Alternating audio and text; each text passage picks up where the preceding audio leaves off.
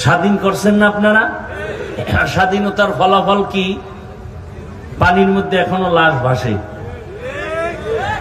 স্বাধীনতার ফলাফল কি? এখনো দোকানওয়ালা ঝাপ খুলতে পারে না চান্দাবাজি আর ধান্দাবাজির কারণে। স্বাধীনতার ফলাফল কি? পাথর দিয়া মানুষকে মারা হয়। স্বাধীনতার ফলাফল কি? বাবার সামনে মেয়েকে ধর্ষণ করা হয়। স্বাধীনতার ফলাফল কি? স্বামীর সামনে স্ত্রীকে ধর্ষণ করা হয়। আমি কি বানায় বলছি? এই স্বাধীন করছিলেন আপনারা? আমি সেদিন ঢাকায় বলেছি সব স্বাধীন বাদ, নতুন করে আর একটা স্বাধীন করতে হবে দেশকে। সেই স্বাধীন হবে ইসলামের স্বাধীন। ইসলামের স্বাধীন যতদিন হবে না, আল্লাহর কসম, ততদিন পর্যন্ত এই জমিনে চাপাবাজি চলবে, শান্তি কেউ দেখবে না। কিসের স্বাধীন? ইসলামের স্বাধীন যখন শুরু হবে, তখন মেয়ে রাস্তা দিয়ে হেঁটে যাবে, কেউ চোখ তুলতে পারবে না। চোখ তুললে চোখ উপরে ফেলা হবে। দোকানওয়ালা দোকান খুলবে স্বাধীনভাবে, জাপ খোলা থুইয়া নামাজে যাবে। চোর যদি চুরি করার জন্য হাত বাড়ায়, ওর হাতের কবজি পর্যন্ত কেটে দেওয়া হবে। বাইতুল মুকাররমের সামনে এক চোরের হাত কাটলে বাংলাদেশের সব চুরি বন্ধ হয়ে যাবে।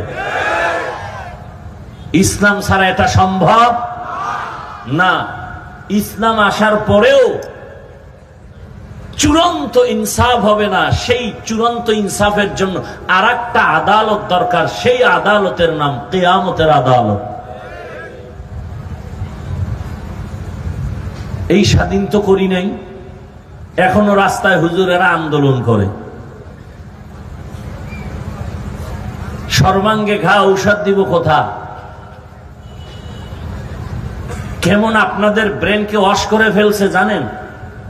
বলে রাজনীতির মধ্যে ধর্মকে টানা যাবে না। কেন কেন? বলে আগুন পানি যেমন এক না, ধর্ম আর রাজনীতি। বলে ধর্মের সাথে রাজনীতিকে টানবেন না। আরে আমাদের ইসলাম তো দুর্বল ইসলাম না, আমাদের ইসলাম তো পাওয়ারফুল এবং পারফেক্ট। কোন দিকের দুর্বলতা নাই। ইসলাম আছে, রাষ্ট্রনীতি নাই, রাজনীতি নাই। এই ইসলাম আমরা মানি না। বরং পৃথিবীতে একমাত্র পবিত্র রাজনীতি হলো ইসলামী রাজনীতি, আর সব নাপাক। একমাত্র পবিত্র রাজনীতির নাম ইসলাম।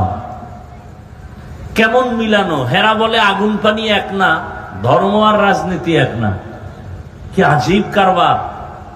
আপনাদের থেকে জবাব চাই, জেনে শুনে বুঝে জবাব দিবেন।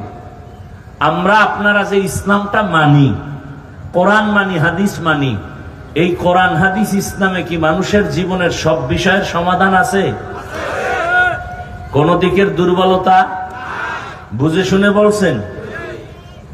আচ্ছা, আপনাকে কোন একটা বিধর্মী প্রশ্ন করলো, ভাই আপনাদের ইসলামটা কেমন? আপনি জবাব দিবেন কি, সুন্দর না খারাপ? আচ্ছা ভাই, কেমন সুন্দর? সব লাইন থেকে বুঝান তো। আচ্ছা বলেন তো, আপনাদের ইসলামে, কোরআনে ব্যক্তি জীবনের সমস্যার সমাধান আছে? কি বলবেন? বলেন। আছে। পরিবারের সমস্যার সমাধান আছে। অর্থনীতির সমস্যার সমাধান।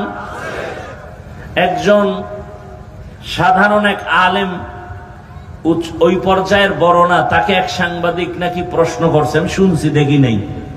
বলে বলে আপনাদের ইসলামে অর্থনীতি কেমন? সে বলে আমাকে ভাবতে হবে, দেখতে হবে। আমি তো চ্যালেঞ্জ দিয়া বলি, পৃথিবীতে পুত পবিত্র এবং কল্যাণমুখী, অকল্যাণের বিন্দু কোনো ছাপ নাই। কল্যাণমুখী অর্থনীতির নাম ইসলামী অর্থনীতি। ইসলামী অর্থনীতি মানুষের কল্যাণ দিতে পারে, বাকি সব অর্থনীতি মানুষের দুর্দশা টেনে আনে। আমি চ্যালেঞ্জ দিয়া যাচ্ছি, সন্দ্বীপের মানুষ, এই জমিনে যেদিন ইসলামের অর্থনীতি বাস্তবায়ন হবে, সেদিন থেকে টের পাবেন দারিদ্র বিমোচন সব বন্ধ হয়ে যাবে। বাড়ি কি এগুলো দেখেন নাই? বাতাসে চেয়ার উড়ে, খালি নাস্তার প্যাকেট কেন কম? আবার কিছু কুলাঙ্গার এগো দলের মধ্যে ভিডিও করে সারা দুনিয়াবাসীকে দেখায়, দেখেন আমরা কত বড় বেয়াদ্দপ।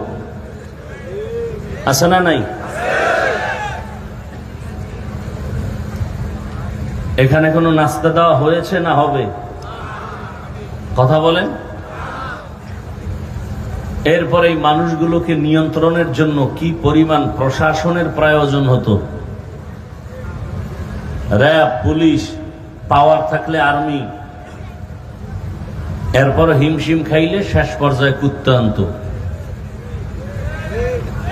কি? কারণ মানুষ বেইমানি করে, কুকুর বেইমানি করে না।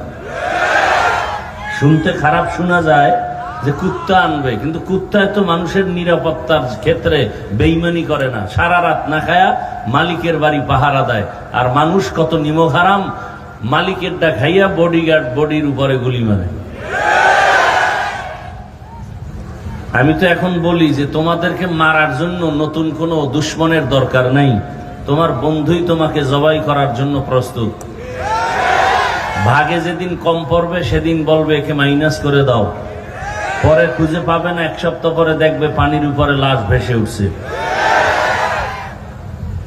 এগুলি চলতেছে আমার দেশের হালাত। আল্লাহ সবাইকে হেদায়াতের দৌলত দান করেন।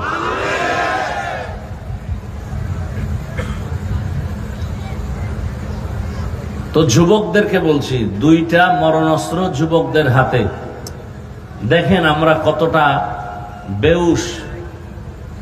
এখানে প্রত্যেকটা, বিশেষ করে যুবকদেরকে বলছি, প্রত্যেক যুবক চায় আমি বেশি দিন হায়াত পাই, বেঁচে থাকি এবং খুব সুস্থ থাকি। কিন্তু কাজ যা করে দিন রাতে, দ্রুত মরে যাওয়ার কাজ। যেমন যুবকের কলিজার আপন দুই জিনিস, বাইক আর মোবাইল। বাইক এমন একটা অস্ত্র, দৃশ্যমান মরণ অস্ত্র, এইটার উপরে উঠলেই শরীরে আগুন লেগে যায়, আগুন।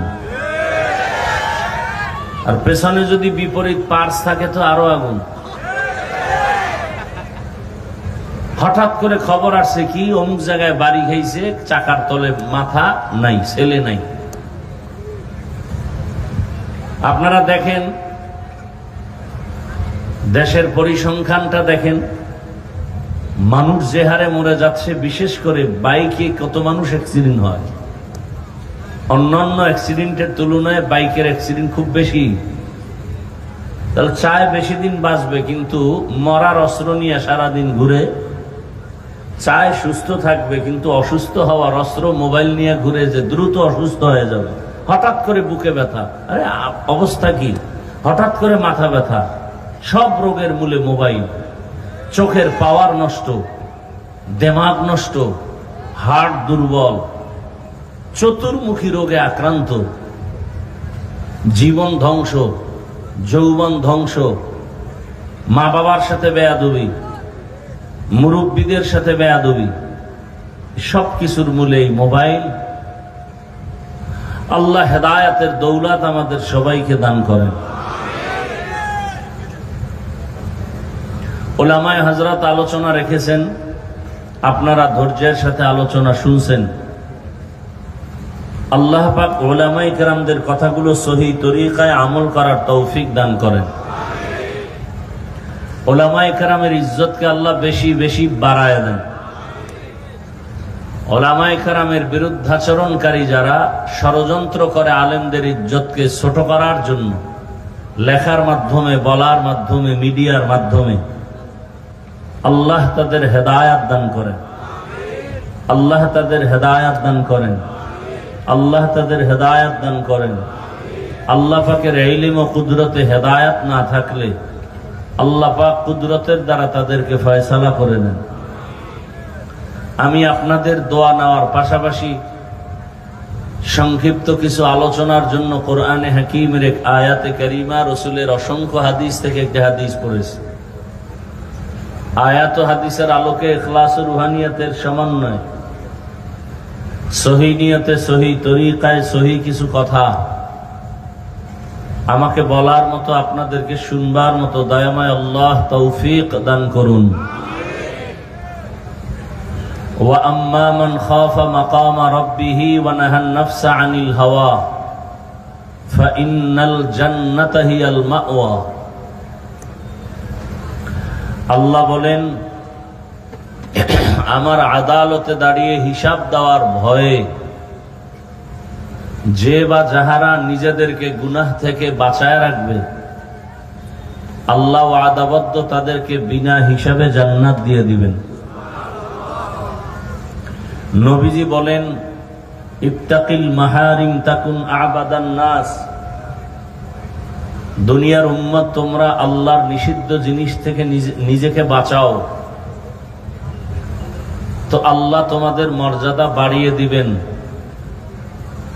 মানুষের কাছে, আল্লাহর কাছে তোমার মর্যাদা অনেক গুণ বেড়ে যাবে। আয়াত ও হাদিসের তরজমা শেষ। এবার কিছু ব্যাখ্যা, আল্লাহ তৌফিক দিলে আপনারা দোয়া করলে। আমি দু চারটি কথা বলবো, খুব খেয়াল করে শুনবেন। এক নম্বরে হলো, এই যে ওয়াজ মাহফিল হয়, ওয়াজ, কথাগুলো অনেকবার আমি বলি, আজও রিপিট করতেছি। এই বরকতি মজলিসটা এত বরকতি কেন? আবার বরকতি মজলিসে বসেও আমরা বরকত থেকে অনেকে বঞ্চিত কেন? আপনাদের সন্দ্বীপ থানায় কোন এক অপরাধী যুবককে পুলিশ ধরে নিয়ে গেল, থানায় নিয়ে বেতের বাড়ি দিল, কিন্তু চোখে পানি নেই, কান্নার আওয়াজ নাই। সেই মানুষগুলো যখন বেহেশতের বাগানে বসে কোরআন ও হাদিসের আলোচনা চলে, প্যান্ডেলের মধ্যে মানুষের চোখে পানি আসে, বলেন তো ওকে মারে কে? পুলিশে বেতের বাড়ি দেয়, কাঁদে না। আর এটা তো এই প্যান্ডেল যে মানুষের চোখে অনায়াসে পানি আসে, বেতের বাড়ি দিতে হয় না। এই বরকতি বয়ান হওয়ার জন্য দুইটা পুঁজি দরকার। এই দুই পুঁজি থাকলে প্যান্ডেলে ওয়াজ হয়, এই দুই পুঁজি না থাকলে শুধু আওয়াজ হয়, ওয়াজ হয় না। দুই পুঁজির এক পুঁজি হলো ডাইরেক্ট আল্লাহর রহমত, দ্বিতীয় পুঁজি হলো উপস্থিত শ্রোতাদের অন্তরের নিরঙ্কুশ মোহাব্বত। আল্লাহ দয়া করলেন, বয়ান চললো, আপনার মন মানসিকতা দুর্বল, এদিক সেদিক, বয়ান হবে না। আল্লাহ পাকে মাহফিলকে বরকতপূর্ণ করে দিন। বয়ান আপনারা শুনতে চাইলে বয়ান বের হয়, আগ্রহ না থাকলে বয়ান আসে না। এখানে বক্তার কোনো কারিশমা চলে না, সম্পূর্ণটাই শ্রোতাদের অন্তরের আকর্ষণের উপরে বয়ান হয়। জানি না আপনাদের অন্তরের কি হালাত, আল্লাহ ভালো রাখছেন না খারাপ রাখছেন তাও বুঝি না। কারণ এটা এমন এক প্যান্ডেল যেখানে আসতেও কপালের দরকার, সব কপালওয়ালারা এখানে আসতে পারে না। এই প্যান্ডেলে বসতেও কপালওয়ালার দরকার, সব কপালওয়ালারাই বেহেশতের বাগানে বসতে, আবার বসেও কিন্তু দোয়া করিয়া যাইতেও কপালের দরকার। অনেক আল্লাহর বান্দা এই বরকতি দোয়ার থেকে বঞ্চিত হয়ে যায়। আপনারা এতগুলো মানুষ এক জায়গায় নিয়ে মা বাবার জন্য দোয়া করার সুযোগ পেয়েছেন, আল্লাহ এই সুযোগ দিছেন। যদি এই সুযোগকে অবহেলা করেন তাহলে এর থেকে আর বদ নসিব কিছুই হতে পারে না। আশা করি, নিয়ত করি, আমরা শেষ দোয়া করে যাব ইনশাআল্লাহ। আল্লাহ সবাইকে কবুল করেন। আল্লাহ রাব্বুল আলামিন মানুষকে জান্নাত দিতে চান বিনা হিসাবে। আল্লাহ একজন বান্দা বান্দিকেও জাহান্নামে দিতে চান না কখনোই। এবং জান্নাত তো দিবেন, সেটা বিনা হিসাবে দিবেন। আমরা কি বিনা হিসাবে যেতে চাই না হিসাব দিয়া যেতে চাই? আল্লাহ কবুল করেন। আল্লাহ তো আমাদেরকে জান্নাত দিতেই চান। সেই জান্নাত দেওয়ার জন্য আল্লাহ পাক রব্বুল আলামিন দুইটা ব্যবস্থা দিয়েছেন। এক ব্যবস্থার নাম রিজালুল্লাহ, আর এক ব্যবস্থার নাম কিতাবুল্লাহ। ব্যক্তি আর কিতাব দোনোটাই আল্লাহর সিলেকশন করা, নির্বাচিত করা। আল্লাহ যত ব্যক্তি দুনিয়াতে পাঠিয়েছেন এর মধ্যে শ্রেষ্ঠ ব্যক্তি রহমাতুল লিল আলামিন। আল্লাহ যত কিতাব আমাদেরকে দিয়েছেন জমিনে আমাদের হেদায়েতের জন্য, সমস্ত কিতাবের মধ্যে শ্রেষ্ঠ কিতাব কোরআনুল কারীম। দুই ব্যবস্থার এক ব্যবস্থা ব্যক্তি, দ্বিতীয় ব্যবস্থা কিতাব। এই দুইটা ব্যবস্থার কোনো একটা যদি কেউ ছেড়ে দেয়, মৃত্যুর আগে তার ধ্বংস অনিবার্য। আমাদের সমাজে এই দুই মেরুতে মানুষ আছে। কেউ বলে আমরা ব্যক্তি মানি, কিতাব মানি না, এরা গোমরাহ। আর এক দল আছে বলে আমরা শুধু কোরআন হাদিস কিতাব মানি, কোনো ব্যক্তি মানি না, এরাও গোমরাহ। যারা বলে আমরা কোরআন হাদিসও মানি, ব্যক্তিও মানি, এরা হক। বলে ব্যক্তি মানি কি মন গড়া? না, কোরআন হাদিসের কষ্টি পাথরে যে ব্যক্তি পারফেক্ট তাকে মানি। কোরআন ও হাদিসের কষ্টি পাথরে যে মানুষ স্বয়ং সম্পূর্ণ না, মাপকাঠির আওতায় না, তাকে মানি না। এজন্য আহলে হকদের স্লোগান কি? আমি কোরআন হাদিস মানি, আমি তাবলিগ মানি, আমি মুরব্বি মানি, আমি মাযহাব মানি, আমি পীর মানি। এক শর্ত, তারা যদি কোরআন হাদিস অনুযায়ী ঠিক থাকেন। কোরআন সুন্নাহ অনুযায়ী যদি ঠিক না থাকেন, আমি পীর মানি না, আমি মুরব্বি মানি না, আমি কোনো ইমাম মানি না। এই কথার মধ্যে কোনো ঝামেলা নাই, এটা হক। আল্লাহ বুঝার তৌফিক দান করেন। এখন তো ব্যক্তিদের মধ্যে শ্রেষ্ঠ ব্যক্তি একটু আগে বলছি, বলেন তো কে? 1 মিনিট আগে বললাম, এর মধ্যে খবর নেই। এই বয়ানের মন মানসিকতা আপনাদের। পৃথিবীতে আল্লাহ পাক মানুষের হেদায়াতের জন্য ব্যবস্থা দিয়েছেন দুইটা, ব্যক্তি আর কিতাব। ব্যক্তিদের মধ্যে শ্রেষ্ঠ ব্যক্তি কে বলেন? মোহাম্মদ বলেন কি আপনার ছোট ভাই? মোহাম্মদ বলে চিল্লানি দিলেন কেন? আমি কি মোহাম্মদ বলছি? আমি বলছি রহমাতুল লিল আলামিন। মানুষের কথার মধ্যেই তো জয়, কথার মধ্যেই ক্ষয়, এটার মধ্যে আদব। আবু জাহাল এ কথা বলেছে, রহমতের নবী এ কথা বলেছেন। আবু জাহাল এই কাজ করেছে, রহমতের নবী এ কাজ করেছেন। ব্যবধান আছে না নাই? জীবনের সব থেকে মূল পুঁজির নাম আদব। কথার মধ্যে আদব, কথার চাহনির মধ্যে আদব। আদব আছে তো আপনার সম্মান আছে, আদব নাই আপনি যত বড় ডিগ্রিদারি হন আপনার কোনো সম্মান নেই। লিকুল্লি শাইইন যিনাতুন ফিল ওয়ারা ওয়া যিনাতুল মারই তামামুল আদাবি।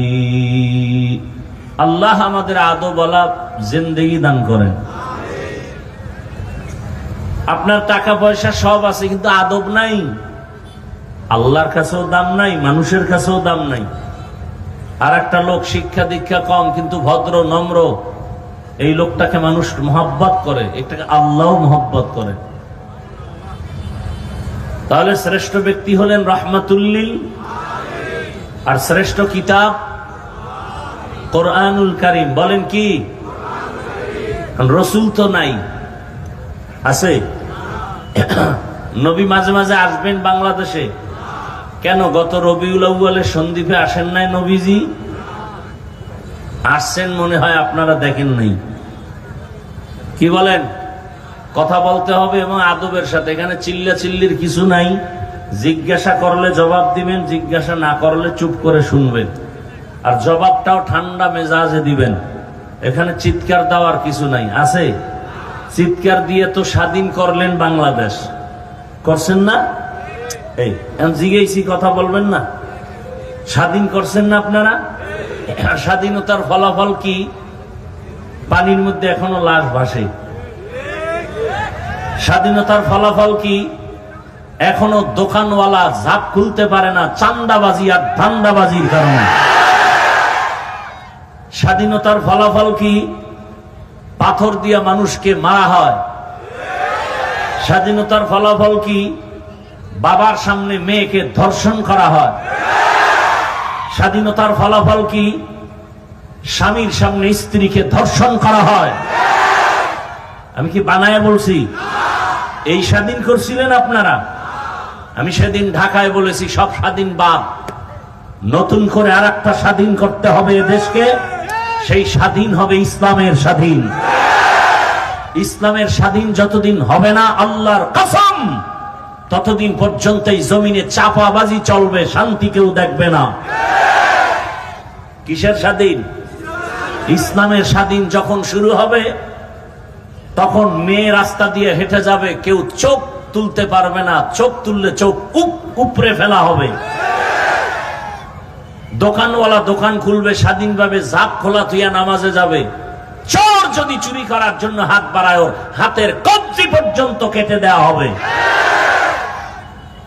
বাইতুল মুকাররমের সামনে এক চোরের হাত কাটলে বাংলাদেশের সব চুরি বন্ধ হয়ে যাবে।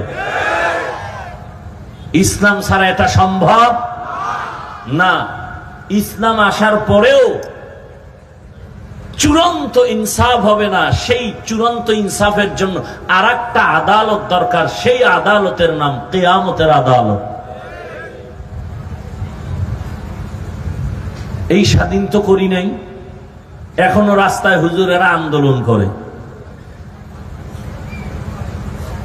সর্বাঙ্গে ঘা ঔষধ দিব কোথা?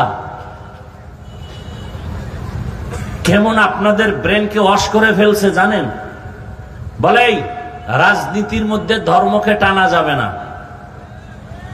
কেন কেন বলে আগুন পানি যেমন এক না, ধর্ম আর রাজনীতি। বলে ধর্মের সাথে রাজনীতিকে টানবেন না।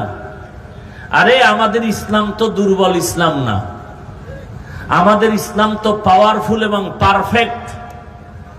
কোন দিকের দুর্বলতা নাই। ইসলাম আছে, রাষ্ট্রনীতি নাই, রাজনীতি নাই।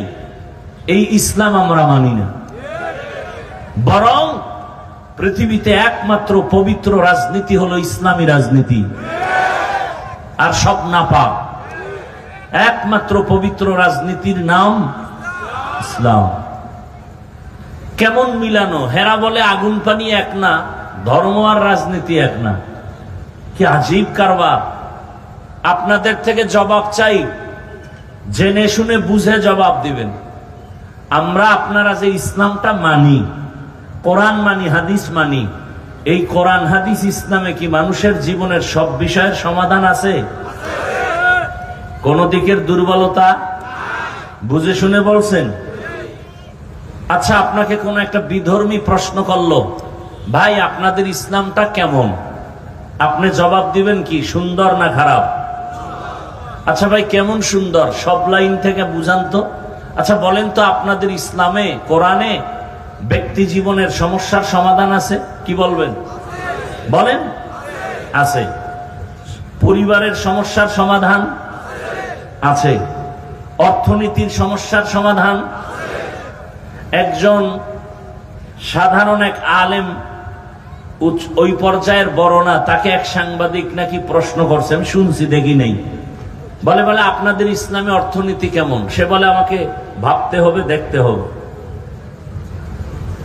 আমি তো চ্যালেঞ্জ দিয়া বলি, পৃথিবীতে পুত পবিত্র এবং কল্যাণমুখী, অকল্যাণের বিন্দু কোনো ছাপ নাই। কল্যাণমুখী অর্থনীতির নাম ইসলামী অর্থনীতি। ইসলামী অর্থনীতি মানুষের কল্যাণ দিতে পারে, বাকি সব অর্থনীতি মানুষের দুর্দশা টেনে আনে। আমি চ্যালেঞ্জ দিয়ে যাচ্ছি, সন্দীপের মানুষ, এই জমিনে যেদিন ইসলামের অর্থনীতি বাস্তবায়ন হবে, সেদিন থেকে টের পাবেন দারিদ্র বিমোচন সব বন্ধ হয়ে যাবে। যতদিন পর্যন্ত ইসলামের অর্থনীতি জমিনে বাস্তবায়ন হবে না, ততদিন পর্যন্ত কোনদিন এই অর্থনীতির কল্যাণ পরিপূর্ণ আসবে না, দারিদ্র বিমোচন হবে না। এখন অর্থনীতি কি, এটাই তো আমরা বুঝি না। আলোচনা নাই। ইসলামের অর্থনীতির একটা শাখার নাম যাকাত। ইসলামী অর্থনীতির একটা পয়েন্ট হলো সাদকা। ইসলামী অর্থনীতির একটা পয়েন্ট মানুষকে, অসহায়কে ধার দাও। আপনাদের সন্দ্বীপে বহু টাকাওয়ালা আছে, গরিব গিয়া বলে আমাকে 5,000 টাকা ধার দেন 15 দিন, বলে নাই নাই নাই। বড়লোক বলে নাই, কানে কানে মুখ লাগায় বলবেন এই কপাল ভরা, সুদে দে সুদে। বলবে 1 লাখ দিব 1 লাখ, কালকে চলে আসো। এরকম কুলাঙ্গার নাই। 5,000 টাকা ধার দিতে চায় না, সুদে লাগাতে চায় লক্ষ টাকা। তার মানে ও চায় ওর মায়ের সাথে, ওর গর্ভধারিণী মায়ের সাথে 24টা ঘন্টা শুধু জিনার গুনাহ করতে চায়। কথা বলেন না কেন? গত বছর সম্ভবত বলেছি, আল্লাহর আদালতে, আল্লাহর কাছে সব থেকে বড় দুশ্মন 2 দল। এক দলের কথা কোরআনে আছে, আর এক দলের কথা বুখারী শরীফে আছে। কোরআনের বর্ণিত দলের নাম সুদের সাথে যারা জড়িত, এরা কত বড় আল্লাহর দুশ্মন। আল্লাহ বলেন আমি নিজে তার সাথে যুদ্ধ করার জন্য তো রেডি আছি। আর এক দলের কথা আছে বুখারী শরীফে, তারা কারা? যারা ওলিয়া উলিয়া মানে না। আল্লাহ বলেন আমিও তাদের সাথে যুদ্ধ করব। মান আদালি ওয়ালিয়ান ফাকাদ আযানতুহু বিল হারব। এই ওলিয়া উলিয়ার দুশমন যারা, এরাও আল্লাহর আদালতে চূড়ান্ত দুশমন। আল্লাহ নিজে ওদের সাথে যুদ্ধের ঘোষণা দিয়েছেন। আর সুদের সাথে জড়িত যারা, 24 ঘন্টার সেকেন্ডে সেকেন্ডে অল টাইম জেনার গুনাহ। তাও কার সাথে? গর্ভধারিণী মায়ের সাথে। আপনি চিন্তা করতে পারেন, লজ্জা থাকলে মরে গেলেও তুই হারাম খাওয়ার কথা না। লজ্জা উঠে গেছে 1500 বছর আগে রাসূল বলে গেছেন, লা ঈমানা লিমান লা হায়া আলা। যাদের হায়া লজ্জা নাই ওদের ঈমান নাই। এজন্য ঘরে ঘরে সুদের ব্যবসা। চায়ের দোকান দিবে, সেখানেও লোনের টাকা দিয়ে দিতে হয়। আর মানুষকে ধার দেওয়ার লোক নাই, সুদে দেওয়ার লোকের অভাব নাই। কিয়ামতের আলামত ইসলামের অর্থনীতি যাকাত। যাকাত দিবে, দেশে গরিব থাকবে না। পাই পাই হিসাব করে যাকাত তো দেওয়া হচ্ছে না, বরং যাকাত দেওয়াটাকে জরিমানা মনে করে অনেক। আল্লাহ হেদায়েত দান করুন। ইসলাম এমন এক শান্তির ধর্ম, দেখা হলেই ইসলাম কি বলে? আগে সালাম দাও, আসসালামু আলাইকুম ওয়া রাহমাতুল্লাহ। সালাম মানে কি বলেন? সালাম অর্থ কি? শান্তি। সালাম অর্থ কি? তাহলে আমিও শান্তির দোয়া করলাম, সেও আমাকে দোয়া করলো, ওয়া আলাইকুম আসসালাম, আপনার উপরও কি বর্ষণ হোক। তার দুই দিক থেকে শান্তির দোয়া যখন চলে, গজব আসবে কিভাবে? ইসলাম বলে, এই বড়রা, ছোটকে মায়ার নজরে দেখো, আবার ছোটদের বলে বড়দেরকে সম্মানের নজরে দেখো। বড়রা যদি ছোটকে মায়ার নজরে দেখে, ছোটদের উপরে জুলুম করবে না। আবার ছোটরা যদি বড়দেরকে সম্মানের নজরে দেখে, কোনদিন ছোটরা বড়দের সাথে বেয়াদবিমূলক আচরণ করবে না। ইসলাম বলে, কর্মচারী কাজ করে, ঘাম ঝরার আগে বেতন দাও। শান্তি আসবে না কেন? এজন্যই তো পুরা দুনিয়াটা শাসন করেছেন 2 জন মুসলমান, আর পুরা দুনিয়াটা শোষণ করেছে 2 জন বেঈমান। ব্যবধান বুঝছেন? খেয়াল করেন। মোবাইল নিয়ে এক গজবে পড়ে আছেন, কেউ কলবের দরজা বন্ধ রাখছেন। আল্লাহ যদি আসলে হেদায়েত না দেয়, আমি হাফিজুর রহমানকে, আমি তো একটা অমানুষ, আমি মানুষ না। বক্তা হয়েছি ঠিক, বক্তা হওয়া এটা কোনো ব্যাপার না। না, আপনিও মাইক লয়ে টান দেন, দেখবেন ওয়াজ হয়ে গেছে, আপনি বক্তা। দেখেন না কোন জায়গায় জানি দেখলাম পুলিশ ওয়াজ করে, তেলাওয়াত করে, সেই সুন্দর তেলাওয়াত শুনলাম একদিন। হায় হায়, মানুষের নেয় দাওয়াত দিয়ে। মানে বাংলাদেশ এমন এক সম্ভাবনাময় দেশ, সবই সম্ভব, আকামও সম্ভব, ভালো সম্ভব। বাবা তার আপন মেয়েকে হোটেলে ঢুকায় রাতের বেলা কয়, আজকের রাতের জন্য তুই আমার কাছে স্ত্রীর সমান। নাউজুবিল্লাহ আসে না? কি ইন্ডিয়ার খবর, সোনার বাংলার খবর।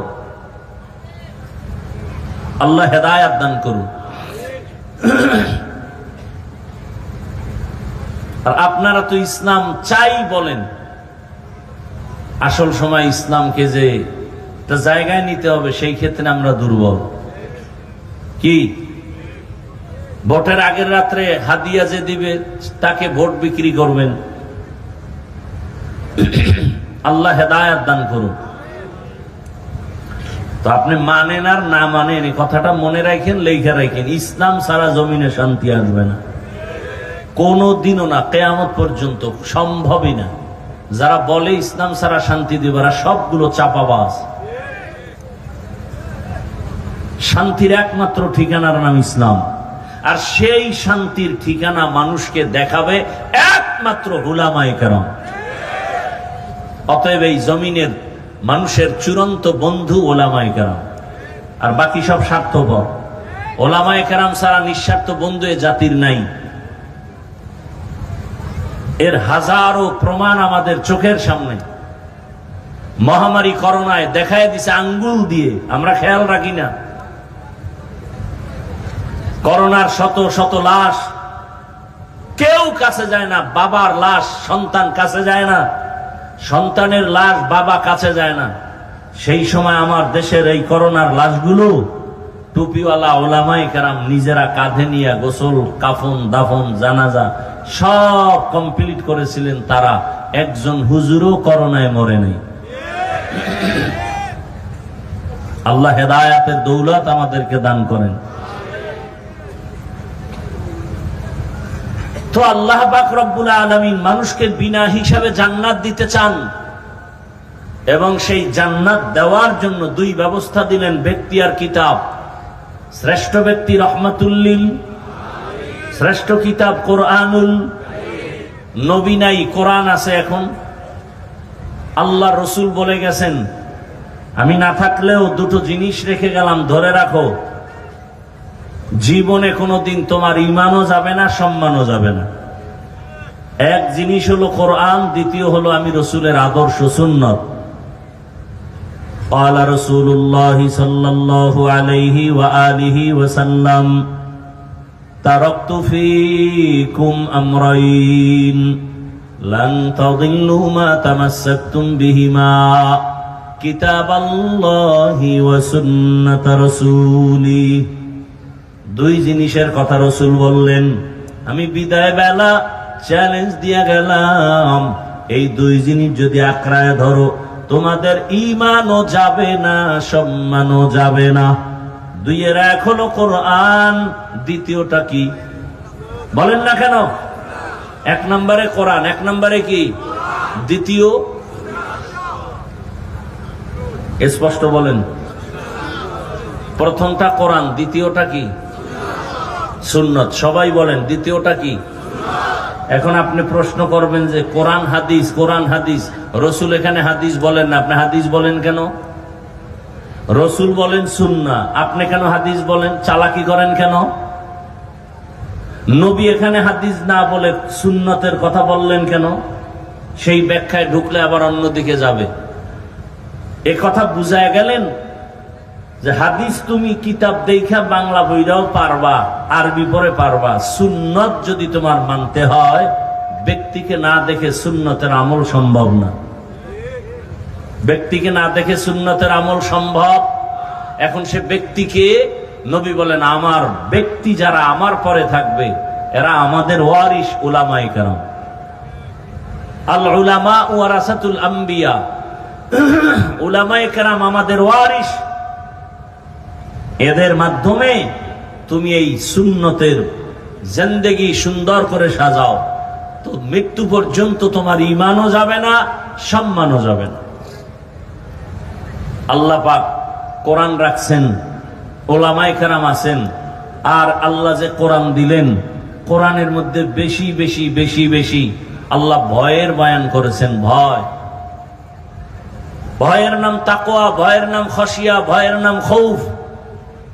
আমি যে আয়াত পড়েছি আল্লাহ এখানে ভয়ের কথা বলেন, ওয়া আম্মা মান খাফা মাকাম রাব্বিহি ওয়া নাহান নাফসা আনিল হাওয়া ফাইন্নাল জান্নাতা হিয়াল মাওয়া। हर के दारद খৌফে হকদার দিল মাদাম জান্নাতুল মাওয়া দেহদ উরা মাকাম জুজবা হকচি জে মখাজ ইনসুজা ফজলে উআ মস্তে দর জুমলা জাহা। আপনারা এখন কি ঘুমে ধরছে? আমি তো জানি বাঙালিরা রাতে ঘুমায় না, মোবাইলের হক আদায় করে। কারণ আল্লাহর কাছে একটা নিয়ে যেতে হবে তো। মায়ের হক আদায় করতে পারে নাই, বাবারটা পারে নাই, বোনেরটা পারে নাই, ভাইয়েরটা পারে নাই, সন্তানেরটা পারে নাই, তো মোবাইলেরটা যদি পারে তো এই উসিলে তো নাজাত পাওয়ার একটা রাস্তা আছে। সেদিন এক সোরা ছবি তুলতে, ছবি তো ছবি, আপনাদের কি বলবো, আমি হুজুর গো ফিরাইতারি না ছবির জন্য, পাগল করে ফেলে ছবি তোলার জন্য। তো এরকম একজন আসছে, হুজুর না, ছবি তুলবে, বলে হুজুরের দিকে তাকান। তা আমি তো কখনোই তাকাবার চেষ্টা করি না, অন্যদিকে চোখ ঘুরায় রাখি এবং ঠোঁট নাড়ায় ইস্তেগফার পড়তে থাকি। সেই বলতেছে, আমি চুপ করে নিচের দিকে তাকায় আছি। তাকান, আমি তুলে ফেলেন, আমি তাকাবো না, রসুল অনুমতি দেয় না, আমি অনুমতি দাও। কিছু কপাল পরা আছে, হুজুর একটা ছবি তুলি, অনুমতি আছে? আরে রসুল দেয় না, আমি অনুমতি দিব কেন তোমাকে বলো? মূর্খতার প্রশ্ন। এখন আমারে বলতেছে, হুজুর একটা ছবি যদি এ উসিলা আল্লাহ আমাকে মাফ করে হাসরের দিন। কেমন তার সেরা চিন্তা করেন। আল্লাহ হেদায়েত দান করুন। এর থেকে বাঁচার কোনো তদবির পাইতেছি না। অনেক বুজুর্গরে জিগাইলাম, হুজুর এই ছবি তোলার গজব থেকে বাঁচতে পারি কেমন? তো কোনো রাস্তা নাই, খালি ইস্তেগফার বড়, আর কি করবা? কারণ এমন এমন ব্যক্তি ছবি তুলতে চায়, কিছু বলাও যায় না। বাথরুম থেকে বেরোয় দেখি মোবাইল ধরে রাখছে। বিষয় কি? কয় ছবি তুলে। ভিতরে আসলি না কেন? বেহায়া বেলাজা কোথাকা। বরদোয়া করা জায়েজ থাকলে তাহাজ্জুদে ওদের জন্য কঠিন বরদোয়া করতাম। ওয়াজে যদি আমি বরদোয়া করি আর সবাই যদি আমিন বলে, ফজরের আগে নাই। কারণ এতগুলো মানুষের আমিন খালি ফেরত যাবে না। ওয়াজে আসছো, সেখানে মোবাইল নিয়ে আসছো কেন? কি মোবাইলের কাজ কি ওয়াজের প্যান্ডেলে? বলো। একটা মানুষ যৌক্তিক একটা জবাব দিতে পারবে না। কপাল পুড়ে গেছে। কে বুঝাবে এই জাতিকে? আমি তো হাফিজুর রহমান বলি সব মাহফিলে, আমি মরে যাব, আমার মতো বলার কণ্ঠ মরে যাবে, আর কেউ বলবে না, কেউ বলবে না। বলার মানুষ নাই, শোনারও মানুষ নাই, বিরোধিতার মানুষের অভাব নেই। হুজুর ওয়াজ করেন, আপনার এ নিয়ে এত টেনশন করার কি দরকার? সেই ওয়াজ করা তো শিখি নাই। যাদের থাপ্পড় খেয়ে এখানে বসছি তারা তো এই মেজাজের ছিলেন না। তারা বয়ান করতেন, কেউ পান খাবে স্টান উঠায় মাথার উপরে মারতেন, এটা তো দেখে আসছি। আর তাদের থাপ্পড় খেয়ে চেয়ারে বসছি। আর তাদের বয়ান ছিল গলা কাটা মুরগির মতো, মানুষ ময়দানে চিৎকার দিত। ওই বয়ান কিয়ামতের আগে আর কেউ করতে পারবে কিনা আমার জানা নাই। ঘুরি তো সারা দেশে, কারো বয়ানের সাথে তো মিল পাই না। একই বয়ান এক একজনে করে, কিন্তু তাদের বয়ানগুলো একই বয়ান। মানুষ কান্না করতে করতে বেকারার হয়ে যায়। কিন্তু এ নাই তো, বরং বিরোধিতা করে। কি এত কান্না লাগে না? নবী এত কাঁদেন নাই, দেখছেন নি কারবার? অথচ আল্লাহ বলেন ফালিয়াজহাকু কালিলা ওয়ালিয়াবকু, কম হাসো বেশি কান্দো। পয়গম্বর নূহ আলাইহিস সালাম এত পরিমাণ কান্না করলেন। আল্লাহ, নূহ নবীর নাম হলো আব্দুল গফফার, কিন্তু কান্না আল্লাহর কাছে এত দামি। দয়াময় আল্লাহ কান্নাওয়ালা শব্দ দিয়ে ডাকলেন, ইয়া নূহ। কান্নাওয়ালা শব্দ দিয়ে সূরার নামও করে দিলেন। সূরার নাম কি? আরে ভাই কথা বলেন, মোনাজাত দিয়ে নেমে যাবো। কিন্তু আমার বয়ান করার এত ঠেকানা, কারণ শখ মক মিটে গেছে সব। এখন কথা যত কম বলি তত আরাম, ঘুমামু। আপনারা শুনতে না চাইলে আমার এত ঠেকা কি আপনাকে জোর করে বয়ান শোনাতে হবে? আল্লাহ আমাকে হেদায়েত দান করেন। সূরার নাম সূরা নূহ। নূহ মানে ক্রন্দন করা। আল্লাহর কাছে নূহ নবীর কান্না এত ভালো লাগছে, নাম বাদ দিয়া কান্নাওয়ালা শব্দ দিয়া ডাকলেন, ইয়া নূহ, হে কান্নাওয়ালা গোলাম। আর আপনি বয়ে বয়ে ফতুয়া লেখেন, এত কাদা লাগে না? না, কান্নার বয়ান নাই তো। নিজে কাঁদে না, আর একজনকে কাঁদানের বয়ান কি করবে? অথচ রসুল কাঁদতেছেন, আবু বকর নামাজে দাঁড়ায় কাঁদতেছেন। সময় থাকলে শুনাবো, না থাকলে নাই। উঠা বসা করবেন, আমি হাসতে করে হাত উঠায় মোনাজাত দিয়ে নেমে যাব। তামাশার জায়গা না এগুলো। এই জন্য শুরুতে বলছিলাম, এখানে আসতেও কপাল লাগে, বসতেও কপাল লাগে।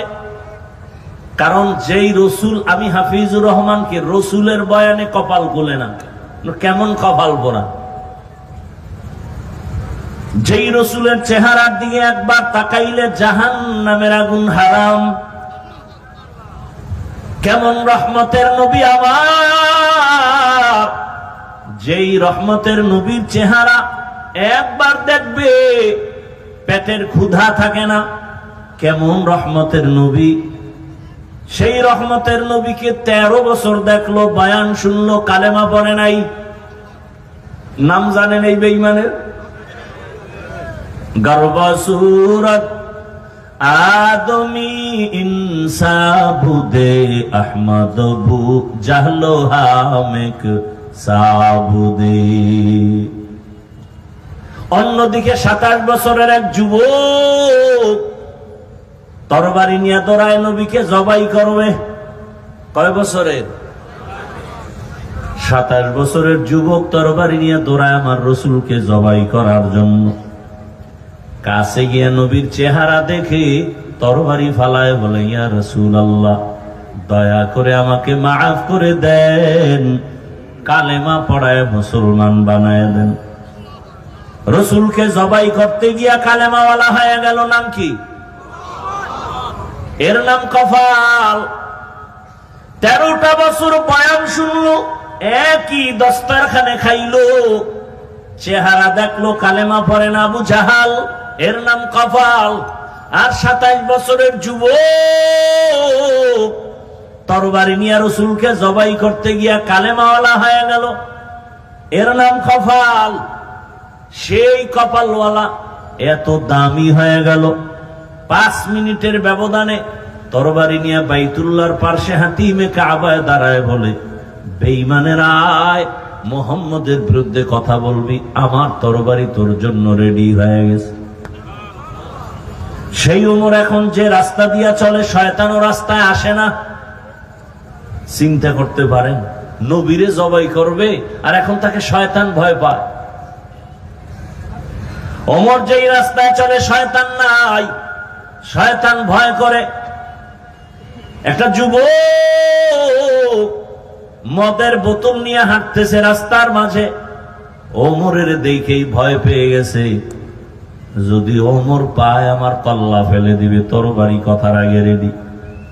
এমন তওবা করছে, ও আসমানের মালিক, তুমি আর আমার ওমর থেকে বাঁচাও, আমি আর জীবনে মদের বোতল হাতে নিব না। যুবক মদের বোতল নিয়ে দাঁড়ায়, ফালাইতেও পারে না, ওমরের নজর হয়ে গেছে। কাছাকাছি আইয়া কয় ওমর, এই যুবক, বোতল দে। বোতলের ভেতরে কি? ভয় পায়, দেয় না? কয় ভয় পাও কেন, দে।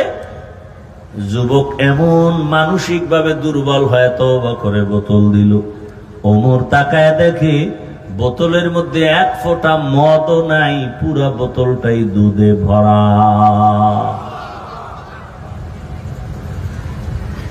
এরাও কপালওয়ালা। শুধু কি তাই, 1500 বছর পরে এখনো ওমরের নাম শুনলে কেমন জানি শরীরে কম্পন শুরু হয়। ওলামায়ে কেরাম বলেন, পরীক্ষা, তুমি ঘুমের সময় ডান হাতের শাহাদাত আঙ্গুল দিয়া বুকের উপরে তুমি আঙ্গুল দিয়া ওমরের নাম রাখো, আইন মিম রা। ওমরের নামটা বুকের উপরে লেখে যদি তুমি ঘুমাও, ঘুমের মধ্যে তোমাকে শয়তান এসে কোনো খারাপ স্বপ্ন দেখাতে পারবে না। ওমরের নাম যদি 14 বার লেখো আর মোবাইলে আকাম করো সারা রাত, এ ফিরাবে কে? जिंदगी में बंदगी तू करना है, जिंदगी में बंदगी तू करना है, जिंदगी बे बंदगी शर्मिंदा है, जिंदगी बे बंदगी शर्मिंदा है। दुनिया में हो दुनिया का तलबगार ना हो, बाजार से गुजर हो खरीदार ना हो। ये दुनिया एक मिसल कागज फूल है, ये दुनिया एक मिसल कागज फूल है, जिंदगी में बंदगी तू करना है, जिंदगी बे बंदगी शर्मिंदा है, जिंदगी बे बंदगी शर्मिंदा है। কপালওয়ালা জানি না এই ময়দানে ওমরের মতো কপালওয়ালা কারা, আবার আবু জাহালের মতো কপালওয়ালা কারা জানি না। বয়ান জানে, বয়ান শুনে, তারপরও মোনাজাত না দিয়া রাস্তায় গিয়া শুধু বিরোধিতা করে এমন বেয়াদব আছে না নাই? আর একদল ওমরওয়ালা কপাল, এখানে বসে হঠাৎ করে তার গুনার কথা মনে পড়ে যাবে, আল্লাহর কাছে কান্না করবে, হে মালিক, জীবনে তো কম গুনাহ করি নাই, মনে চাইছে তো গুনাহ করে ফেলেছি, মনে চেয়েছে দাড়ি রাখবো না রাখি নাই, মন বলেছে নামাজ পড়বো না পড়ি নাই, মনে চাইছে পার্কে যাব দৌড়ায় গেলাম, মনে চাইছে আড্ডা দিব নারীদের নিয়ে আড্ডা দিলাম। ও আল্লাহ, কোন দিন মরণ হবে জানা নাই, আজ তুমি দয়া করে বেহেশতের প্যান্ডেলে নিয়ে আসো, তওবা করে নিলাম, মরে যাব আর গুনার কাছেও যাব না, এমন তওবা করে বিদায় হবে, ফজরে মসজিদে গিয়া হাজির হয়ে যাবে। আতিনা ফি দারে দুনিয়া না হাসান, আতিনা ফি দারে উকবা না হাসান। হেদায়েতের মালিক কে? আরো আস্তে করে বলেন, মান ইয়াহদিল্লাহু ফাহুয়াল মুহতাদ ওয়া মান ইউদ্লিল ফালান তাজিদ লাহু ওয়ালিয়াম মুরশিদা। আল্লাহ যাকে হেদায়েত দিবেন সে পেয়ে যাবে, যার কপাল খারাপ ও হেদায়েত পাবে দূরের কথা, হেদায়েত পাওয়ার কোনো মুর্শিদও পাবে না। মুর্শিদ মানে পথ দেখানেওয়ালা, পথ প্রদর্শক, কপাল বড় খারাপ। দোয়া করি আল্লাহ ওমরওয়ালা কপাল আমাদের দান করেন।